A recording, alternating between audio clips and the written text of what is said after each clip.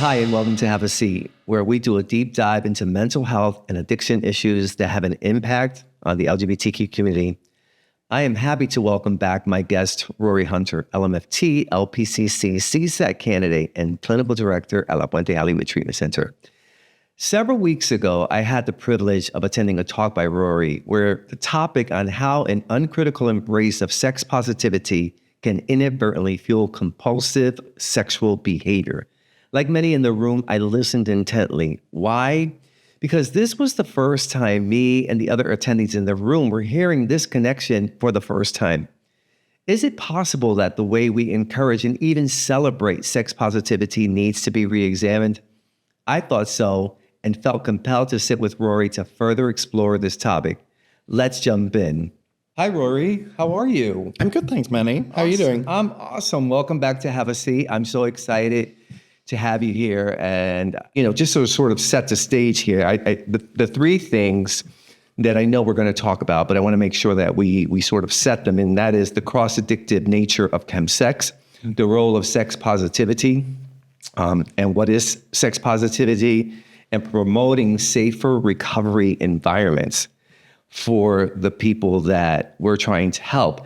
But before we jump into any of that, let's talk a little bit about what inspired you to think about it in this way. I think it's a combination of things. It's obviously some sort of firsthand clinical experience that I see a lot of our clients at La Fuente struggling with, because a lot of them are clients that have chemsex in their stories. But also, as a gay man in recovery, it's also something that I have sort of witnessed over the years through all the people that I've met and the recovery communities, that this seems to be an issue that continues. And I started thinking, do we start cross-addicting when we put the drugs down and start acting out sexually? And how much of that leads to people maybe with long-term recovery to actually relapse? Right. And I think people with long-term recovery are not immune to this as much as people in early recovery. I think people in early recovery have a greater chance because they have less coping mechanisms, for sure. But I think this is a topic that really should be discussed for everyone who's got a history in this area, in this behavior. I do think it's an uncomfortable topic for a lot of people to address, especially those of us like myself who've been around in recovery a while and are kind of seen as leaders in some respect, admitting that this might be something that we are doing, engaging in, but not feeling like I can really talk about it. I mean, or are the spaces that I can talk about it? Is it going to be stigmatized in some way, even in the queer community where, sexuality is celebrated, but where does sexuality sort of blend into addictive behaviors that cause yourself and potentially other people harm? So is it safe to say that it is a conversation we must have, for one, so. And that we need to start normalizing conversations like this so that we can have better outcomes, but we have a lot of work to do. Is also what I get from this, because there's sex positivity, and then there's this sort of other relapsing area, and then there's all this in between, and it's this stuff that happens in here that we need to get more familiar with, and this is really where you come in the work that you're doing. Let's just jump right into the first part of this, which is the cross-addictive nature of chemsex. So what does that mean? Well, some basic psychoeducation is that crystal meth, but also a lot of drugs that are used in chemsex environments, releases a lot of dopamine into the brain, which is our sort of reward mechanism. It reinforces behaviors that bring us pleasure. And in terms of human evolution, it's essential to the survival of the species, because dopamine is released in sexual activities, when you eat food, all of the things that we need to stay alive and procreate. However, it is very easily hijacked by those behaviors and a lot of other ones that are not about our survival at all and are simply sort of pleasure-based. And so if you already have a sort of predisposition to dopamine-based substances and behaviors, the theory is, and in what I've experienced in my clinical work, is that you have a higher likelihood of cross-addicting into another behavior or another substance that releases dopamine. So this is why we see, for example, people who come in with sort of an alcohol addiction, for example, stay clean for many years, relapse, and then they become addicted to crystal meth. Or in the case of what I'm talking about today, people who are addicted to crystal meth and other drugs releasing dopamine and then become addicted in many ways to sexual behaviors.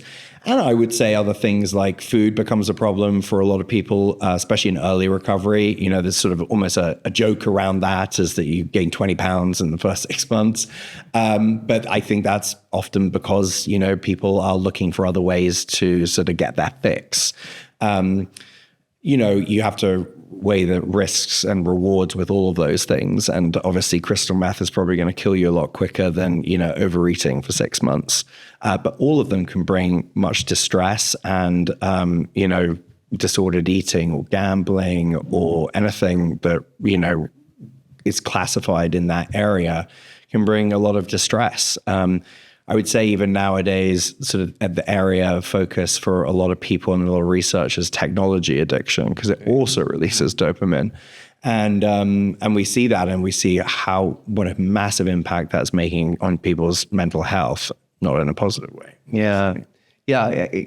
Thanks for that. And the one thing that we covered in the Meth Insight and Recovery educational video that we did, I think probably 8 years ago, is the amount of dopamine that is released by methamphetamine, which is unlike any other drug or food or sex. Yeah. And so that's extremely intoxicating in terms of the amount of pleasure.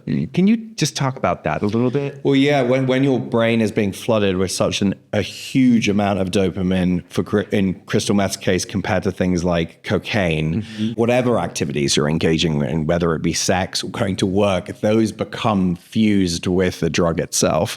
And that's what a trigger is. That's where we have to pass out. And because there are so many gay men coming in who are engaging in sexual behaviors under the influence of drugs, that's why we really recommend a period of sexual abstinence to allow their brain to disassociate between whatever they've been doing on the drugs and the drugs themselves. But, it's no joke. Crystal meth releases so much more. And unfortunately, compared to other things that release dopamine, there is some additional sort of science stuff that is unique to crystal meth, is that it actually destroys your ability to produce further dopamine, at least temporarily. And that's unlike things like cocaine. So the recovery is much longer and therefore a lot more painful, because your ability to experience pleasure, joy, happiness is definitely less than those suffering from other substance addiction. And once your tolerance builds, it takes more to producing more dopamine, and the receptors have become blocked, which was one of the other things I learned. It's actually the transponders. So if you know your science, basically dopamine is actually, like every neurotransmitter, is recycled. So it's not that it's kind of like produced and then kind of dies away. It actually, once it's delivered the message across the synapse, it will float back and it gets reabsorbed and reused. Unfortunately, what crystal meth does is it burns out the part of the synapse that actually takes the receptor, or the transponder is called. Okay. So you don't have the ability to reabsorb. So, there's less and less availability of it. Additionally, when the synapse becomes so flooded with dopamine, the brain will also release an enzyme that will attack the dopamine, because it knows that this is not a normal amount, and it will kind of recognize that you're in a sort of hypertoxic condition, and that it tries to normalize itself. It's sort of fighting against I love that you're a nerd, just like I am about this stuff, because I am. I'm just fascinated by actually what happens in the brain. You know why, though? I find the education piece, or certainly I should speak for myself in early recovery, I found that it really removed that that idea of morality from my addiction.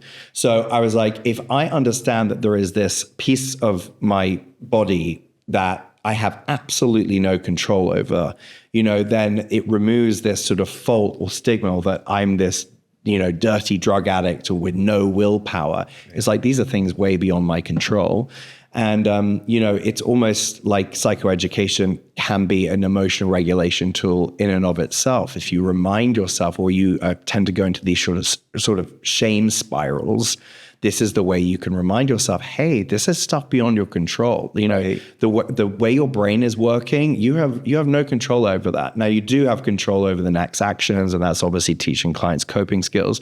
But the initial response is like, no, that's not on you. Right. Yeah. And that's really important to be able to know for yourself, but also to be able to communicate, especially to someone who's new and is having major, major cravings. One of the things I also liked about your talk was the overlap of drug use and sexual behavior. So can you just hit on that a little bit as well?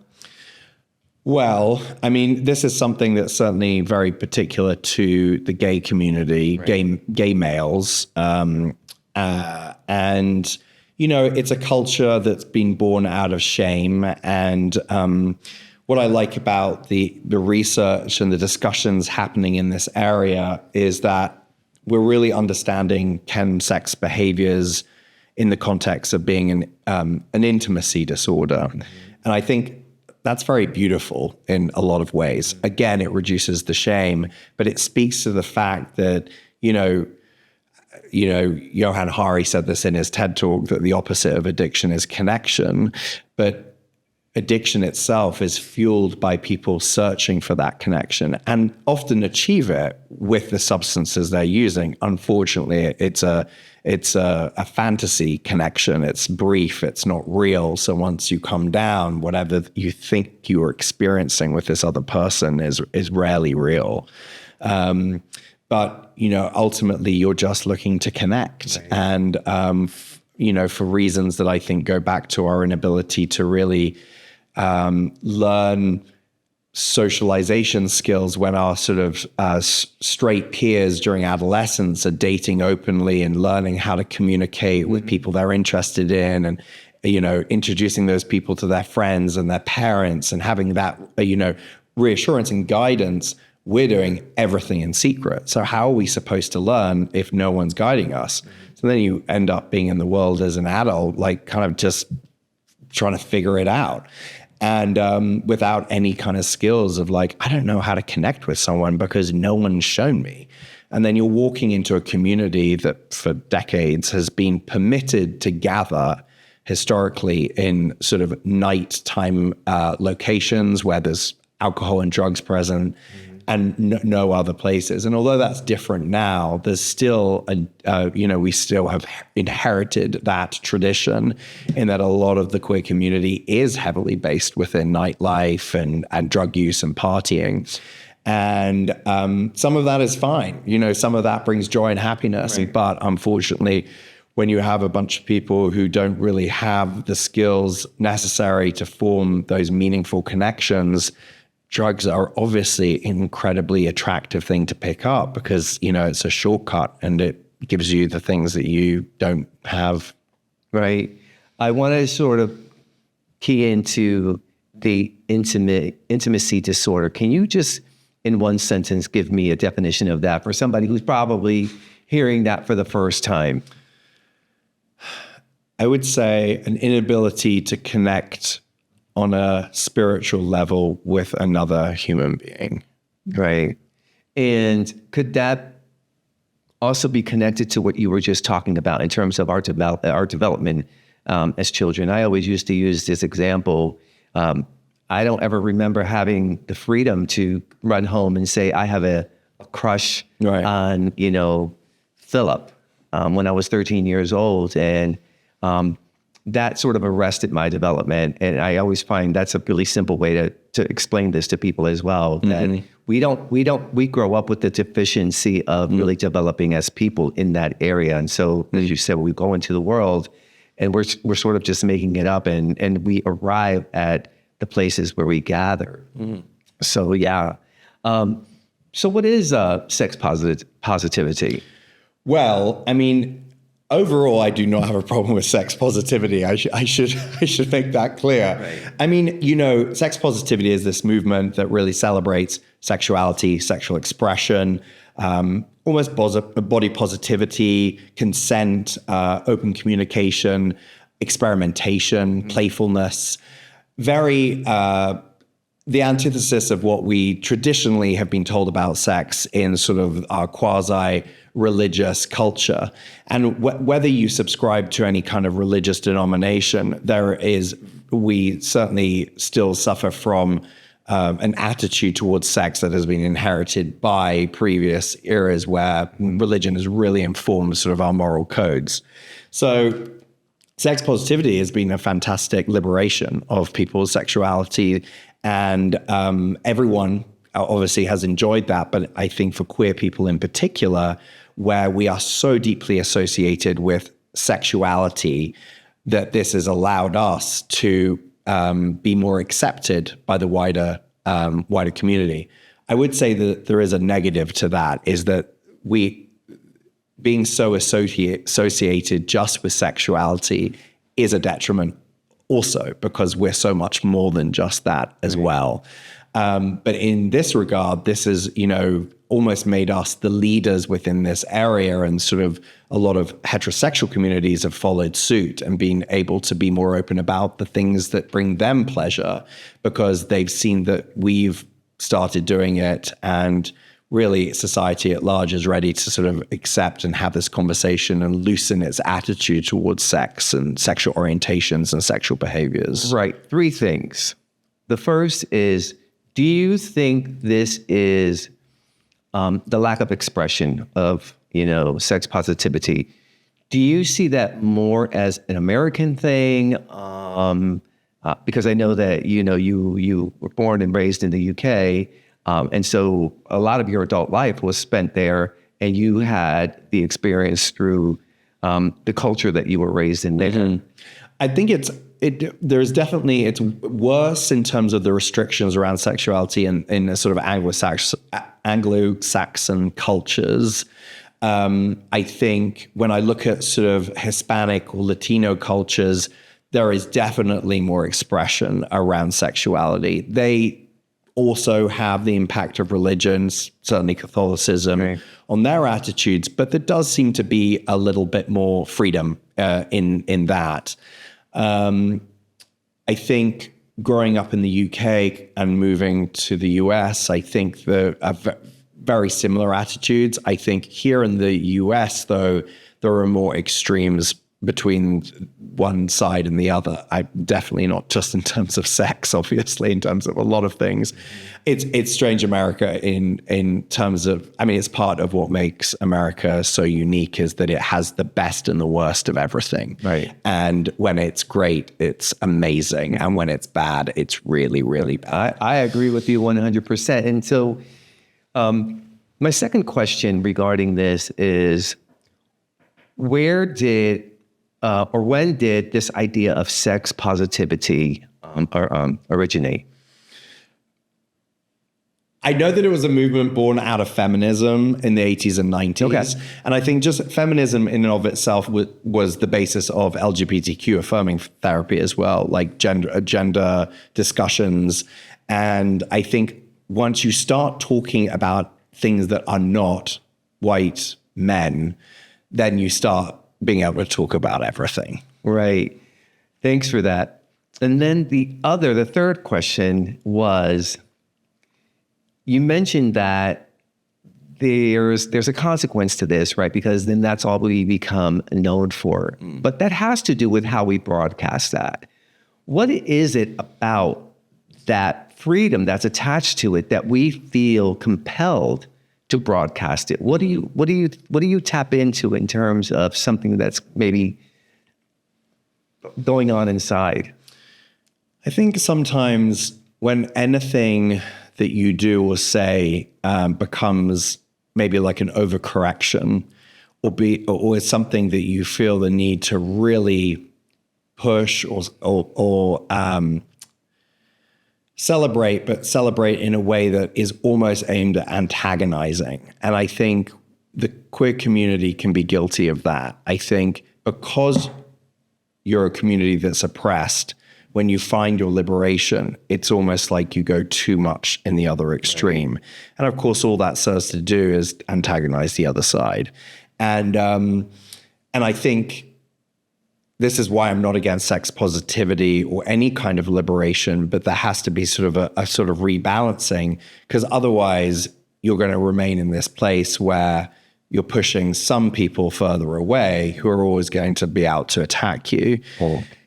I do believe sometimes when we, and I see this with my clients, both at La Fuente, but also in my private practice, any kind of, behavior, when it's on a more extreme end, tends to be a mask or a defense mechanism, and keeping them feeling safe against something, either a perceived threat or a real threat. Well, I'm hopeful that you're going to help the pendulum swing closer to the middle. I never thought I would be that guy. Well, I mean, listen, someone has to do it, right? Someone has to do it.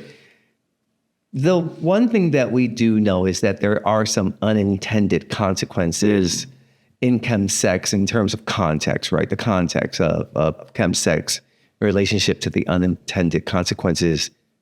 Can you talk about that a little bit? With such overcorrection and full embrace of this behavior, I think sometimes it means that you stop assessing what you're doing and looking out for telltale signs of maybe your addiction manifesting in different ways, but also for anyone could make this. Is like everyone has the possibility of sort of going a little bit extreme in whatever they're doing in life. Mm-hmm. And I think part of the journey of recovery is fine-tuning the ability to introspect and constantly question what you need and whether you're going about getting your needs met.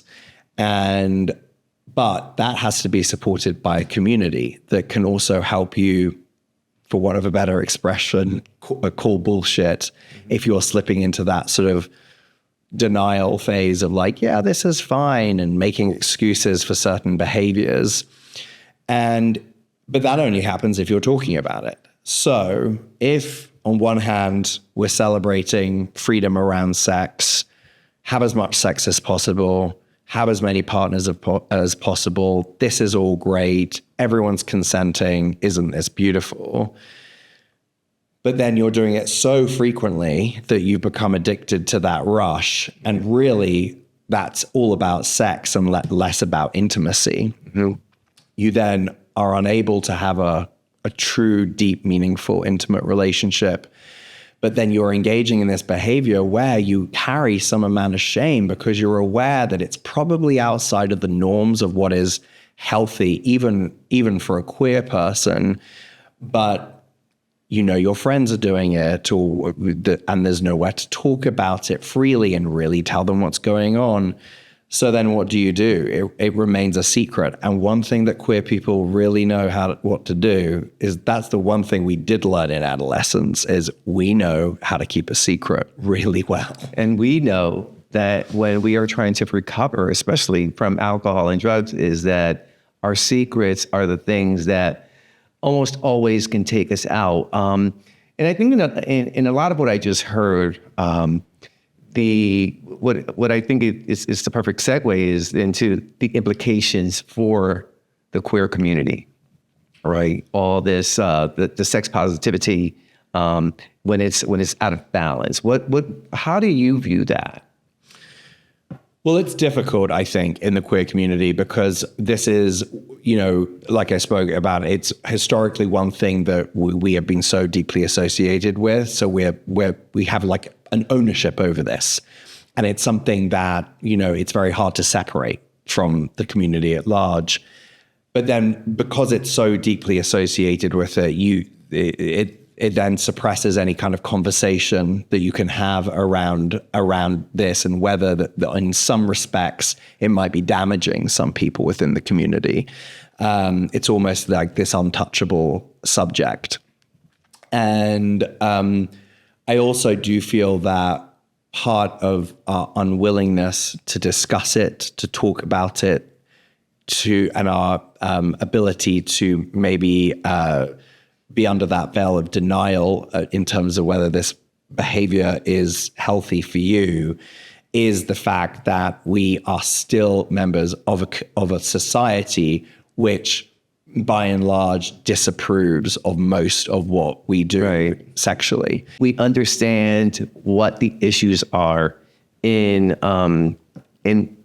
sex positivity, especially when it's out of balance. But we want to hold on to that idea, and we need to hold on to that idea. We need to talk about it a bit more because we know in our work, especially in our own personal lives, there's great value and there's amazing beauty, and we should be able to express ourselves in that way. Thanks for joining me and Rory Hunter on part 1 of Sex Positivity.